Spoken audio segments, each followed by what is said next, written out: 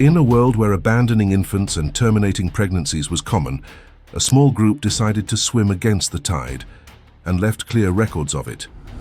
Back then, in the early centuries when the church was still persecuted, poor and without any political power, there was already a firm, coherent and surprisingly well-founded position on life in the womb, quite different from what many imagine today.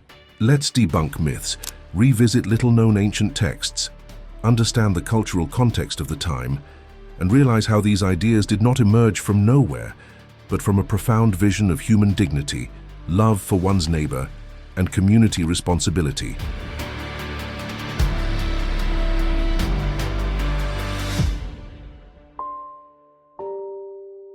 Before any law, council, or heated debate, the early Christian view on life began with a simple and powerful idea. The human being carries a value that does not depend on size, strength, or utility. From the earliest teachings, life was understood as something received, not manufactured, as a gift that does not belong entirely to the one who carries it. This notion shaped consciences in small, often persecuted communities that learned to see each person as a reflection of something greater. Loving one's neighbor, moreover, was not an abstract feeling but a concrete action, especially when that neighbor could not defend themselves. With this in mind, it becomes easier to understand why interrupting a life in formation was not seen as a neutral choice, but as a breach of a deep moral pact. The logic was direct, almost disconcerting. If all human life possesses dignity, that dignity does not begin at some convenient stage. Ancient texts, oral teachings, and community practices show that this ethics made no distinction between phases of life. It only recognized continuity. This coherence helped form a clear identity, even amidst enormous cultural pressures. When the first Christians opened the scriptures, they were not looking for modern arguments, but they found something that stood out. Life, even before birth, already appeared on the scene as an intentional work of God. Texts like Psalm 139 describe the womb as a place of active work, almost like a studio where every detail is carefully formed. In Jeremiah, the calling happens even before the prophet sees the light of day, suggesting purpose before visibility. The Bible does not treat the beginning of life as a biological accident, but as part of a larger story. For those who read these texts in community, this made all the difference. Other passages reinforce this understanding even more directly, such as Job. By remembering that the same God who forms in the womb is the one who sustains outside of it, without artificial ruptures. Even legal texts, like Exodus, were read carefully, showing that life in gestation was not invisible to the eyes of justice. It was not about forcing a puzzle together, but about recognizing a repeating pattern. Creation was seen as a continuous process, not as a switch that turns on and off according to human convenience.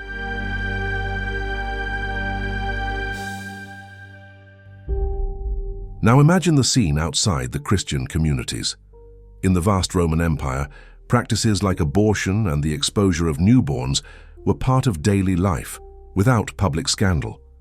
Respected philosophers, such as the Stoics, discussed the value of life based on social utility, while Roman law placed final power in the hands of the father of the family, pater familias. If the child was fragile, unwanted, or the result of complicated circumstances, disposal was seen as a private decision. It was not hidden barbarism, it was an accepted cultural norm. Ancient medical writings describe abortive methods with technical coldness, showing how the subject was treated without significant moral weight. In this scenario, protecting the most vulnerable life sounded at the very least strange. While the world around them asked who decides, they asked, who is this being?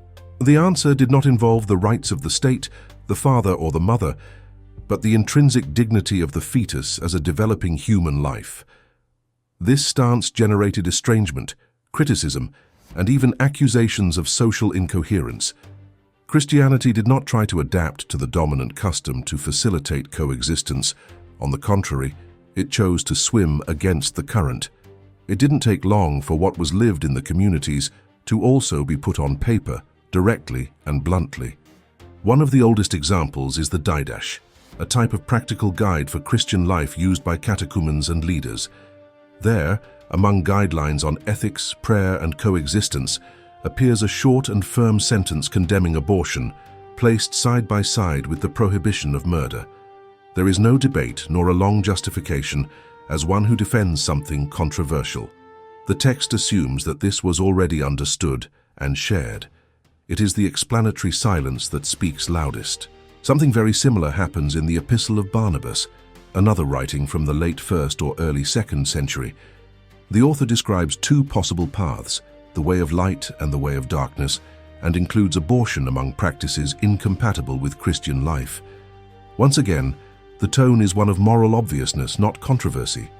These texts show that opposition to abortion did not arise as a late reaction to external pressures.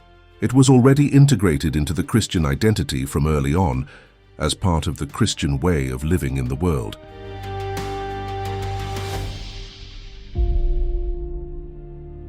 When criticisms of Christianity began to gain volume in public squares and courts, some thinkers decided to respond in kind, with sharp arguments and a respectful tone.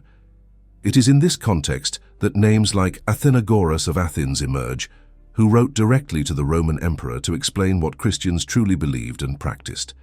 Speaking about ethics, he was categorical. Those who oppose homicide also reject abortion, as both involve the deliberate elimination of a human life. It was not inflamed rhetoric, but logical reasoning presented to political power. The goal was simple: to show that Christians were not a threat to social order, but possessed a coherent ethics. Others followed the same path, such as Minucius Felix and Clement of Alexandria, who publicly reinforced the Christian rejection of any form of violence against the innocent. They did not speak only to those inside the church, but to philosophers, jurists, and ordinary citizens. Abortion appeared as part of a larger package. If life is valuable, it cannot be discarded for convenience. These authors make it clear that it was not a personal opinion or a minority current. It was a trademark of the Christian faith in its early centuries. Not everything, however, remained in the realm of beautiful ideas or well-written letters to the empire. Within the Christian communities themselves, when reports of abortive practices arose, the reaction was clear and far from comfortable. Texts attributed to Hippolytus of Rome show pastoral concern mixed with moral firmness, especially when denouncing leaders who tolerated such conduct. The message was direct.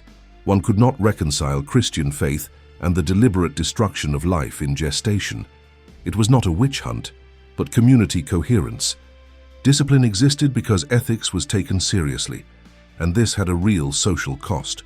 Shortly after, Tertullian goes even further by stating that there is no moral difference between eliminating a life before or after birth, only a difference in time. For him, the process of life was already underway, and to interrupt it was to interrupt someone, not something. This clarity bothered even less convinced Christians, but helped maintain a common ethical standard. The community did not pretend the problem didn't exist, nor did it relativize it to avoid conflict. On the contrary, it faced the issue head-on, even when it was painful. With imperial support, bishops and leaders now needed to think about laws, punishments, and social organization, not just survival. Regional councils, such as the Council of Elvira, began to record clear penalties for abortive practices, showing that the matter was sufficiently consolidated to become a disciplinary norm. At the same time, the debate gained more philosophical precision, influenced by ancient medicine and ideas inherited from Aristotle. It was not moral relativization, but an attempt to better understand the process of human life. The ethics remained firm, even when the language became more technical. It is in this context that Augustine of Hippo emerges, often cited hastily in modern debates. Augustine distinguishes between a formed and unformed fetus, following scientific categories of the time, but he never treats abortion as something morally acceptable. For him, even if there was uncertainty about the exact moment of complete formation, the intention to destroy life was already condemnable. This nuance does not weaken the Christian position. On the contrary, it shows a serious intellectual effort amidst real scientific limits. There was no celebration of doubt, but responsible caution. And even with differences in language, the consensus remained intact. Life in the womb was not disposable.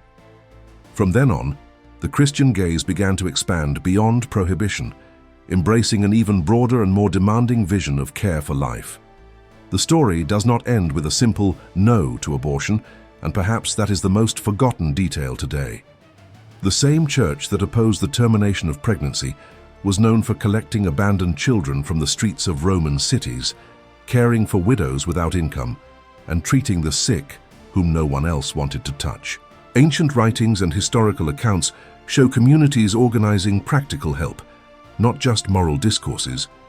The defense of life began in the womb, but it did not stop there. It continued through childhood, old age, and illness. It was an ethics that cost time, money, and personal safety. Easy to say, hard to live, and yet lived. This ancient portrait sheds light on the present like an uncomfortable mirror. The question that remains is not just, what did the early Christians think, but what were they willing to do? Moral clarity was accompanied by grace, forgiveness, and restoration, not cancellation. Life was protected, and wounded people were also welcomed. Perhaps the greatest challenge today is not repeating ancient phrases, but recovering this rare coherence between conviction and compassion. If the early church managed to maintain this balance amidst persecution and poverty, what does that say about our choices now?